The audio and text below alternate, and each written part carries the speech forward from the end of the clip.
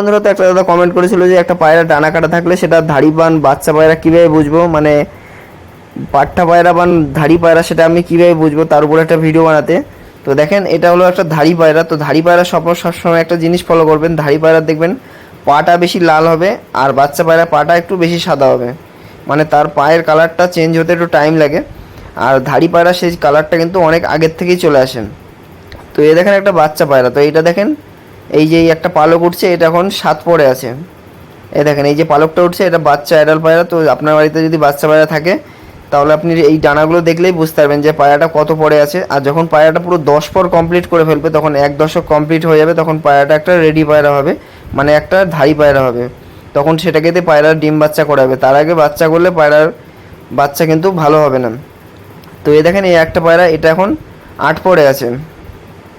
এ দেখেন, এই পায়রা এই 8 নম্বর পালকটা উঠছে, এই পাশ থেকে আমি দেখাতে পাচ্ছি না। তো এটাও বাচ্চা পায়রা। তো ওই দাদারা কমেন্ট করেছিল যে বাচ্চা পায়রার মানে পায়রার ডানা কাটা থাকলে সেটা ধাড়ি বা বাচ্চা পায়রা কীভাবে বুঝবো। ধরুন হয়তো কেউ হাট থেকে বা বাজার থেকে পায়রা কিনে আনলো, তো আপনার সেটা কীভাবে বুঝবো সেটা হিসেবে হয়তো দাদারা বলেছিল। তো এই জিনিসগুলো দেখবেন, একটা বাচ্চা পায়রার শেপ আর একটা ধাড়ি পায়রার শেপ কিন্তু পুরোটাই আলাদা, মানে দেখলেই বোঝা যায় একটা বাচ্চা পায়রার শেপ কীরকম হতে পারে, একটা ধাড়ি পায়রার শেপ কীরকম হতে পারে। তো দেখেন, এটা বাচ্চা পায়রা একদম বিন পড়ে পায়রা। তো আপনার বাড়িতে যদি কোনো বাচ্চা পায়রা থাকে তখন যদি সেই পায়রার এইখান থেকে একটা কলি, মানে এখান প্রথমে দেখবেন 10 পরের থেকে প্রথম একটা পালক উঠবে, উঠতে উঠতে পুরো ওটা 10 পর অবধি কমপ্লিট করবে। এইখান থেকে উঠতে উঠতে পুরো 10 পর কমপ্লিট করে হলে সেটা ধাড়ি পায়রা হবে। আর বাচ্চা পায়রা থাকলে সেটা পাট্টা পায়রা। যদি 2-3 পর হয় তখন সেটা পাট্টা পায়রা, বা 4-5 পর এরকম হয় তখন পাট্টা থাকে তখন। তো আরেকটা দাদা কমেন্ট করেছিল যে পায়রার দেখেন একটা জিনিস দেখাচ্ছি, ওটা আমি বললাম না, আরেকটা ভিডিওতে আমি বলে দেবো। তো সেটা হলো ঘাটতালে ওষুধ। তো এই দেখেন আমার একটা গাছ হয়েছে, এই গাছটা আমার এখানেই মাটিতে হয়েছিল। তো এই মাটিতে হওয়ার পর এই গাছটা একটা ছোট ফুল আসে। তো তারপরে আমি এই গাছটাকে এখানে বড় জায়গায় লাগাই। তো তারপরে দেখেন কত বেদানা চলে এসছে, গাছ ভর্তি হয়ে গেছে, প্রায় 30টার উপরে বেদানা আছে।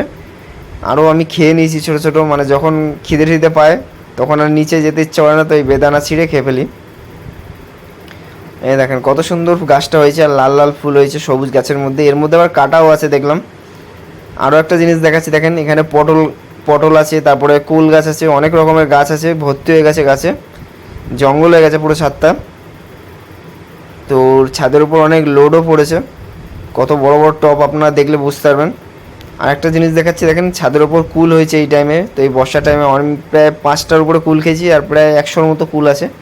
এই দেখেন ছোটো ছোটো কুল, ছোটো না একেবারে বড় হয়ে গেছে সব। তো আমি একটা কুল আপনাদের ছিঁড়ে দেখাচ্ছি, কুলটা পাকিনি তাও আপনাদের ছিঁড়ে দেখাচ্ছি। দেখেন, আর 2 দিন থাকলে পাকতো। তো হলুদ একটু কালার এসেছিলো, কিন্তু আর 2 দিন থাকলে কালারটা পুরো চলে আসতো। তো এই কুলটা এখন আমি খেয়ে নেবো। দেখেন, এই গাছটা যখন সরস্বতী পুজো হয় তখন এই গাছে পুরো কুল পেকে যায়, মানে সরস্বতী পুজো আগেই পুরো পেকে যায়, তখন এত কুল হয়। তো আমি সেইগুলো ভিডিওতে দেখাই মাঝে মধ্যে যখন হয় কুলগুলো। তো এইটা হলো বর্ষার টাইমের কুল, তো এই টাইমটায় বেশি কুল হয় না। তো দেখেন পায়রা খোপটাও শখ করালাম। তো দাদা কমেন্ট করেছিল যে ডানা কাটা পায়রা দেখে কীভাবে ধাড়ি বা বাচ্চা পায়রা বুঝবো, তো ওটাও বললাম।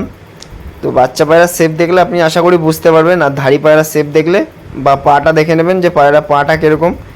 বাচ্চা পায়রা পাটা দেখবেন একটু অন্যরকম হবে, মানে খুস্কো খুস্কো হবে, আর কিন্তু ধাড়ি পায়রা একদম কড়া পা হবে। তো এই জিনিসগুলো দেখলেই বুঝতে পারবেন।